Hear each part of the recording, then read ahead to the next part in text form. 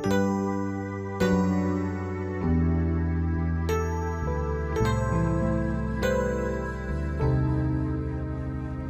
pagbasa. Pagbasa mula sa aklat ng Deuteronomio. Sinabi ni Moises sa mga tao, "Ngayon, mga Israelita, upang mabuhay kayo ng matagal at makarating sa lupaing ibinigay sa inyo ng Panginoon, unawain ninyong mabuti at sundin ang tuntuning itinuturo ko sa inyo. Huwag ninyong itong daragdagan ni babawasan. Sundin ninyo ito ng walang labis at walang kulang. Unawain ninyo ito at sunding mabuti.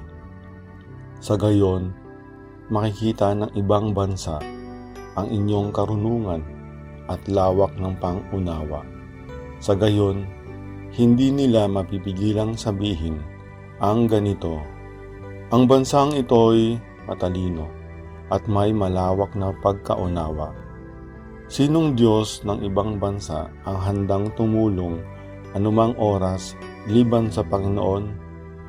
Aling bansa ang may tuntuning kasing inam ng mga tuntuning ibinigay ko sa inyo ngayon?" Ang salita ng Diyos. Salmong tugunan. Sino kayang tatanggapin sa templo ng poon natin? Yaong mga masunurin na sa iyo'y nakikinig at ang laging ginagaway naaayon sa matuwid. Kung mangusap ay totoo, sa lahat at bawat saglit, yaong gawang paniniray, hindi niya naiisip. Sino kayang tatanggapin sa templo ng poon natin? Kailanman siya'y tapat makisama sa kapwa. Sa kanyang kaibigay wala siyang maling gawa. Hindi siya nagkakalat ng di tunay na balita. At itinatampok niya ang matapat na lumikha. Sino kayang tatanggapin sa templo ng poon natin? Hindi siya humihingi ng patubo sa pautang. At kahit na anumang gawi, hindi siya masuhulan, upang yaong walang salay, patawan ng kasalanan. Ang ganitong mga tao'y mag-aani ng tagumpay.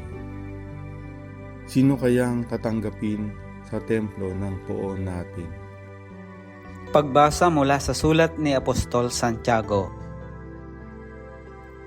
Mga kapatid, bawat kaloob na mabuti at ganap ay buhat sa langit, mula sa Ama na lumikha ng mga tanglaw sa langit.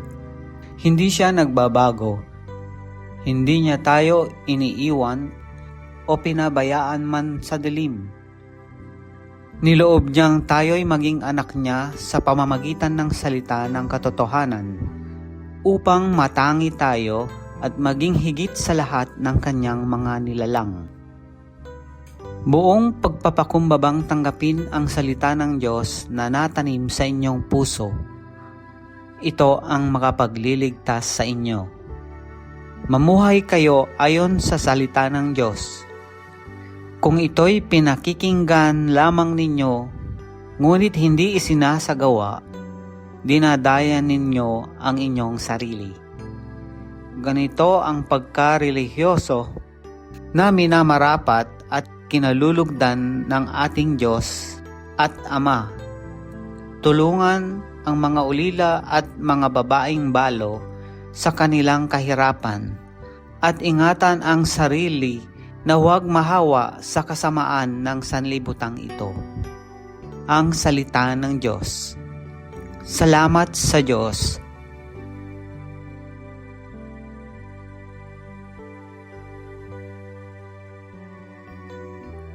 Ang mabuting balita ng Panginoon ayon kay San Marcos. Nung panahong iyon, may mga Parisiyo at ilang eskribang galing sa Jerusalem na lumapit kay Jesus. Nakita nila na ang ilan sa mga alagad ni Jesus ay kumain ng hindi muna naghugas ng kamay sa paraang naaayon sa turong minana nila.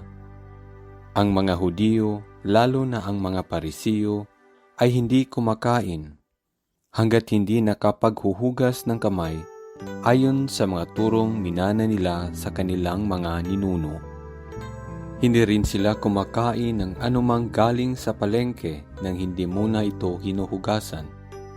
At marami pang ibang minanang turo ang kanilang sinusunod tulad ng tanging paraan ng paghuhugas ng mga inuman, ng mga saro, ng mga sisidlang tanso, at mga higaan. Kaya tinanong si Jesus ng mga Parisiyo at mga eskriba, bakit hindi sumusunod ang mga alagad mo sa mga turo ng ating mga ninuno? Kumain sila nang hindi man lamang naghugas ng kamay ayon sa parang iniutos. Sinagot sila ni Jesus, tama ang hula ni Isaias tungkol sa inyo. Mapagpaimbabaw nga kayo, gaya ng kanyang isinulat.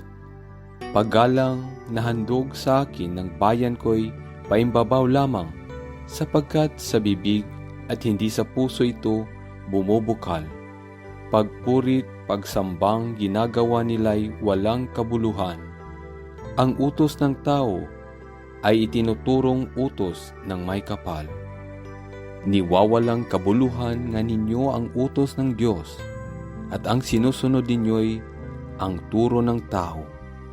Muling pinalapit ni Jesus ang mga tao at sinabi sa kanila, makinig kayong lahat at unawain ang aking sasabihin.